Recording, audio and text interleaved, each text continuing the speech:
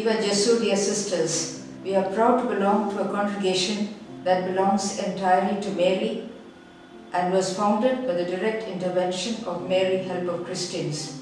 One of the most important legacies Don Bosco left to the Salesian family is devotion to Mary, Help of Christians. The Virgin Mary was always present in the life of Don Bosco, especially because his mother, Mama Margaret, instilled in him this devotion through the recitation of the daily rosary.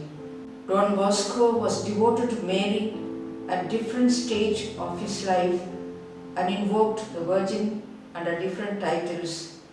For example, when he was a young boy, he was devoted to the Immaculate Conception because of the purity of Mary and her docility to do God's will.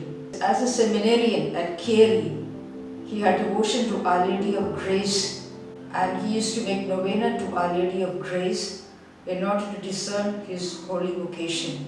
At Carey, he was devoted to Our Lady of Consolation because close to the oratory there was a chapel dedicated to Our Lady of Consolation, and it was a popular devotion of the place there. It was before her image that Don Bosco knelt and entrusted himself, asking her to be his mother at the death of Mama Margaret in the year 1856. The times that Don Bosco lived were very difficult times. The church and the papacy faced a lot of problems, oppositions, and at this time he began to cultivate devotion to the help of Christians. And this devotion to the help of Christians in fact became his strongest devotion. In 1862, Don Bosco affirmed his Marian choice by saying, "The Virgin wants to honor her with the title of Help of Christians. The times in which we live are so hard and we need her help and protection." He often told his boys and the Salesians, "Have faith in Mary, Help of Christians, and you will see what miracles are." I am privileged to have also been brought up in an atmosphere where there was a daily recitation of the Rosary and devotion to Mary, especially Mary Immaculate. The parish priest was a very holy priest, I can say. He used to collect the young people every Saturday, have novena, give instructions, and encourage us, advise us to live the virtues of Mother Mary. In that way, Marian devotion also grew in me. Though I did not know much about Mary, Help of Christians, but I had a tender devotion to Mary right from my childhood. But today I am very happy to belong to a congregation that is really belonging to Mary and is a living monument of Don Bosco's gratitude to Mary, Help of Christians.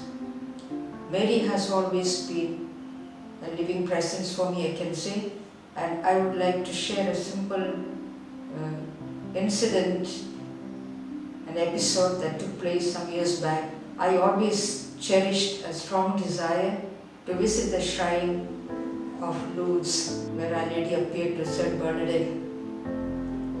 A chance came for me when I was working in DBI, and I was sent to Austria to visit an agency, a funding agency, along with one of my staff companions. We went after our mission at Austria. We were given a chance, if you want to go to if you want to go to Lourdes, there was a chance. So I was more than happy with this chance. I said, Our Lady is answering my desire to go to Lourdes. So we both were very happy to go to Lourdes. We boarded the train not knowing where exactly we were going to stay or how it's going to be after reaching there. We reached the railway station, and we were at the station just thinking how to go about next. There appeared a lady who came to us. She saw me probably in the religious habit. She was happy that she met me as a sister, and so she came and asked if we could mind her luggage till she got her car and came back. So we said okay. So we were guarding her luggage and she got her car and came. She was also traveling, I think, by the same train or some other train. And when she reached us, she asked us, "Where are you destined to? Where are you going?" So we said, "Actually, we came to go to the shrine, but we do not know how to go." And so we inquired whether there's possibility of any lodging at the shrine. And then she told us, "Don't worry, you can stay with me tonight." I thought it was too good of an offer, very kind lady. And so we were happy that we will get a night shelter. So we both went, and we went to the shrine, we prayed, and after praying, she took us to her house. And it was quite late, so she made sign to us to walk, climb up tiptoe, to make noise, because people are already sleeping. She offered us 2 rooms, and then she prepared us a good dinner with some soup and some other things to eat, and we went to sleep. And next morning she came and knocked at our door and she shouted, "Breakfast!" We had breakfast and she took us to the shrine one more time, a second time to the shrine. We were happy to see the shrine, to visit the shrine by day.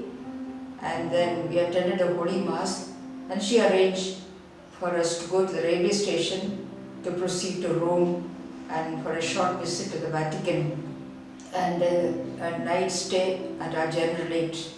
In Rome too, I would say our sisters were very good. They gave us, me and my companion, who is also a past pupil of the FMA, a royal treat. So when I realized, look back on that episode, that incident in my life, I said Mary was not really granting graces, but even simple desires she grants. So I felt that Mary had fulfilled my desire to visit the shrine at Lourdes in such a marvelous manner, in a miraculous way. I can't recall the name of that lady, but I wish to call her Mary, because she really intervened. Mary intervened through this lady, so I wish that it was a very happy experience to meet a lady who was very kind, who is really the owner of that, not the owner, the caretaker of the shrine.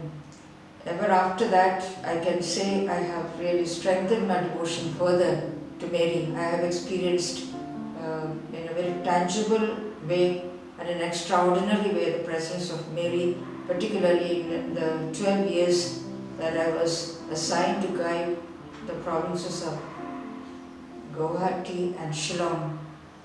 And I believe that Mary is there present in our life. And I wish, as we, the province of Guwahati, is preparing for our golden jubilee of the erection of the province, Mary will continue to walk with us. Mary will continue to guide us. May each one of us experience truly her love, her protection, her motherly care always, as we belong to her and we belong to the congregation that is entirely hers. Viva Maria, auxiliatrix.